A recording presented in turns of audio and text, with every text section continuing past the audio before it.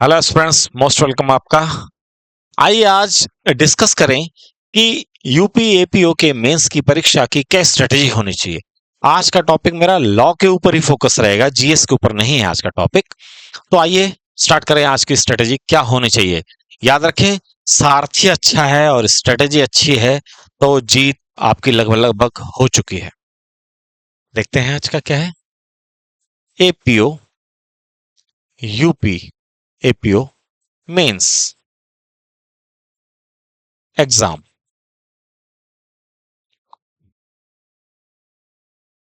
पहला आपके लिए क्या चाहिए? पहला आपके लिए होना चाहिए पीवाईक्यू नहीं करें।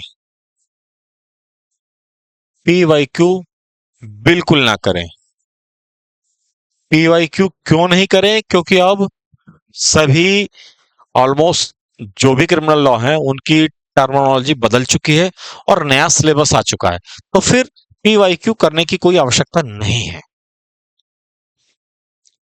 क्यों? क्योंकि टर्म्स बदल चुकी, सेक्शन में चेंजिंग आ चुकी, और और भी बहुत सारे एग्जांपल्स में इलिस्ट्रेशंस चेंज हो चुके। तो आपको आवश्यकता नहीं है कोई पीवाईक्यू की। ठीक है, क्रिमिनल लॉ चेंज हुआ है तो आपको आवश्यकता नहीं है, और माइनर एक्ट्स जुड़ गए हैं, इसलिए आपको पीवाई करने की कोई जरूरत नहीं है। एक बात। दूसरा, ये मैं बता रहा हूं क्या नहीं करना है। दूसरा, राइटिंग वर्क कम से कम 2.5 से 3 आवर्स जरूर करें। 2.5 से 3 घंटे आप राइटिंग वर्क जरूर करें। अगर आपने राइटिंग नहीं की तो आप फेल हो जाएंगे, डेमोलिश हो जाएंगे। एग्जाम में आप लिख नहीं पाएंगे, एग्जामिनेशन हॉल में आप बिल्कुल नहीं लिख पाएंगे। ध्यान रखिएगा, मैं चेतावनी दे रहा हूं, ये मैं आपको भयभीत नहीं कर रहा हूं, चेतावनी दे रहा हूं। ये सच्चाई है। अगर आपको यकीन नहीं होता तो आपसे आपके जो सीनियर हैं, आपके जो साथी हैं जिन्होंने मेंस कभी लिखा है, उनसे पूछिए।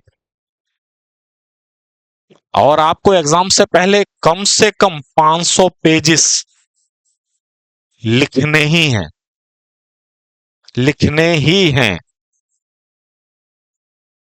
500 पेजेस एक बेंचमार्क है, जो एक सफलता की गारंटी है लगभग लगभग। दूसरा, और आप ऑरल टेस्ट दें। ऑरल टेस्ट देवें अपने किसी मित्र को, अपने टीचर को, और फिर भी कोई ना मिले तो शीशे में, मिरर में ऑरल टेस्ट दें। ऑरल टेस्ट से क्या होगा? एग्जामिनेशन हॉल में सोचा नहीं जाता है, एग्जामिनेशन हॉल में लिखा जाता है। आप कितने भी विद्वान हैं, कितना भी आप जानते हैं, अगर आपने एग्जामिनेशन हॉल में सोचना शुरू किया तो आपके प्रश्न छूट जाएंगे। एक गारंटी है, ये मेरी गारंटी है, डैम गारंटी है। आपके एग्जामिनेशन हॉल में आपका दिमाग सोचने में लगेगा या लिखने में। इतना समय नहीं होता, क्योंकि एग्जामिनेशन की जो ड्यूरेशन दी गई है उसमें भी फुल्ली फोकस आप नहीं हो सकते। क्यों? कोई साइन के लिए आएगा, कोई आपके आंसर शीट पे साइन करेगा, कोई आपका नंबर इत्यादि चेक करेगा। बीच में हो सकता है कोई पानी के लिए आ जाए, फ्लाइंग स्क्वाड आ जाए, कोई आपको ही लगे यार ये वाला नहीं, ये वाला सवाल पहले करें। हालांकि प्रिंटेड आती है, फिर भी लगता है ये वाला छोड़ के इसको करें। तो ये बहुत सारी बातें होती हैं, और उस समय स्टेटस ऑफ माइंड इतना कॉम्प्रेसिव होता है, इतना ज्यादा जूझ रहा होता है स्वयं में और चीजों को रिकॉल करने में, कि आप वहां सोचेंगे तो आपकी बात नहीं बनेगी। भाई पहले से सोच के रखिए, पहले से ही आपको आंसर रटे होने चाहिए, याद होने चाहिए। और आंसर हो सकता है लाइन टू लाइन याद ना हो, पर फैक्ट जरूर याद हो। ये सेक्शन ये कहता है, इसका एक्सप्लेनेशन ये है, इसके मीनिंग ये है, इसमें केस लॉ ये डालना चाहिए, इसका इलस्ट्रेशन ये डालना चाहिए, इसमें ये एग्जांपल होना चाहिए, ये मालूम होना चाहिए। अगर जो आपको मालूम है तो ही आपका हो पाएगा।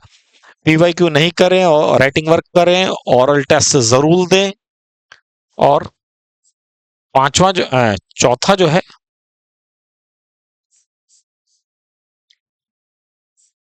टाइम लिमिट में, टाइम लिमिट में आंसर फ्रेम करें। राइटिंग वर्क तो आपको लिखना ही है, पर टाइम लिमिट में आंसर फ्रेम करें। कितने? 10 मिनट में। एक आंसर आप लिखे 10 मिनट में, एक आंसर आप लिखे 5 मिनट में। यानी 2 सवाल आप टाइम लिमिट में लिखें और 2.5 घंटा आप नॉर्मल भी लिख सकते हैं।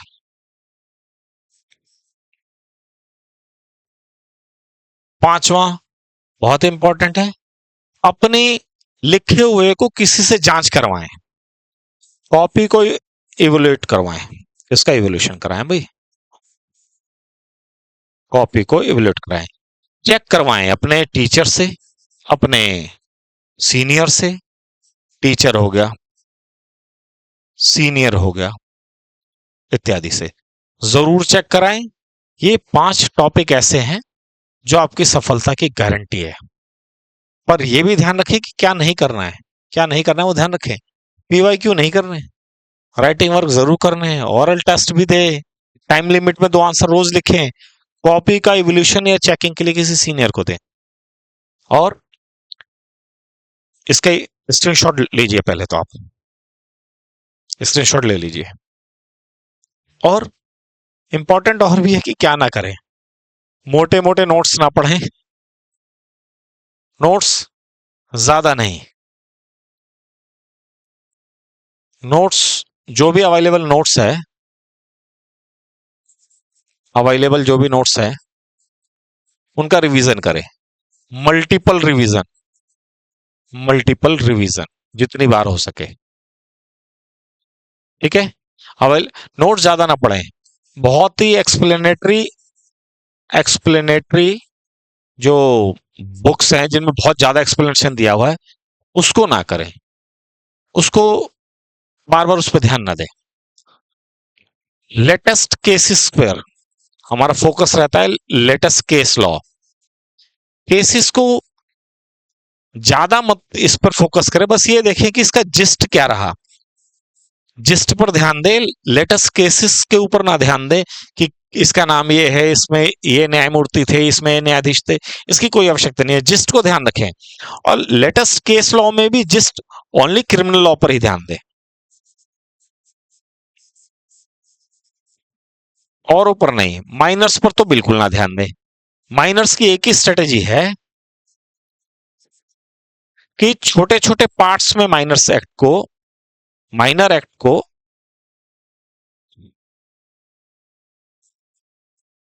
माइनर एक्ट को छोटे छोटे पार्ट्स में याद करें। इन स्थितियों में आपका एग्जाम क्वालिफाई हो जाएगा, इससे मेरी गारंटी है। आप चाहें तो मैं एक बार और इसको रिवाइज करूं। पहला, पीवाईक्यू ना करें। दूसरा, ज्यादा नोट्स ना पढ़ें, जो अवेलेबल नोट्स हैं उनको बार बार रिवाइज करें। एक्सप्लेनेटरी बुक्स को ना लें, बहुत ज्यादा जिन बुक्स में एक्सप्लेनेशन है उसको ना लें भाई। छोटे छोटे हों पर ज्यादा बार हों, ठीक है। और लेटेस्ट केस लॉ हैं उनको ज्यादा नहीं देखें, उनके जिस्ट को फोकस करें, बस क्या कहा गया, बहुत ज्यादा नहीं। न्यायमूर्ति कौन था, नाम क्या था, आपसे लेटेस्ट केस लॉ की जानकारी लेने की उनकी कोई ऐसी इंटेंशन नहीं है एग्जामिनर की। जुडिशरी में भी नहीं है तो एपीओ में तो बिल्कुल भी नहीं है। आपको जस्ट पता होना चाहिए। माइनर एक्ट को पार्ट्स में पढ़ें, इसके बारे में ज्यादा एक्सप्लेनेटरी में ना जाएं, आपके लिए नुकसान हो जाएगा, क्योंकि 16 एक्ट हैं और 16 में से 100 नंबर आना है, तो एक्सप्लेनेटरी क्वेश्चंस नहीं होंगे, इसलिए छोटे छोटे पार्ट्स में याद करें। दूसरा, राइटिंग वर्क पे ध्यान दें, 2.5 से 3 घंटे आप लिखें ही, और टाइम लिमिट में 2 आंसर रोज लिखें।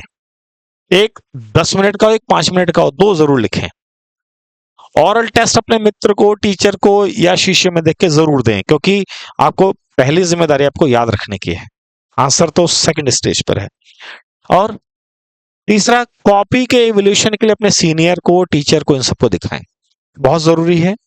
ध्यान दें, एग्जाम में क्या लिखना है ये आपको याद रखना चाहिए, पर कैसे लिखना है ये आपकी राइटिंग की प्रैक्टिस से ही आएगा, राइटिंग के अभ्यास से आएगा। पर अब लिखने के लिए फैक्ट होना चाहिए, तो फैक्ट आपको कहां से आएगा? जब आप उसको बार बार ऑरली एक दूसरे को बताएंगे, एक दूसरे को समझाएंगे, एक्सप्लेनेशन में जब होंगे, तो आपको एग्जामिनेशन हॉल में याद करने की जरूरत नहीं है। माइंड अपने आप आपका वर्क जरूर करेगा और आपको आंसर लाके दे देगा। ऐसे भी कुछ सवाल हो सकते हैं जिनको आंसर आप नहीं जानते हो, जो आंसर आपसे, जिन क्वेश्चन से आप बिल्कुल भी परिचित ना हो, पर फिर भी आपके ओरल एक्सप्लेनेशन से, ओरल एक दूसरे से बात करने के लिए के दौरान जो आपको आंसर आए, जो आपके विचार आए, वही आपके आंसर बन सकते हैं। तो मेरे इस सुझाव पर ध्यान दें, चाहे तो एक बार इसका स्क्रीनशॉट ले लें। अगला सुझाव मैं बहुत जल्दी लेकर आऊंगा। अगला सुझाव मेरा जीएस पर बेस्ड होगा। उम्मीद है आपको वीडियो अच्छी लगी होगी। धन्यवाद।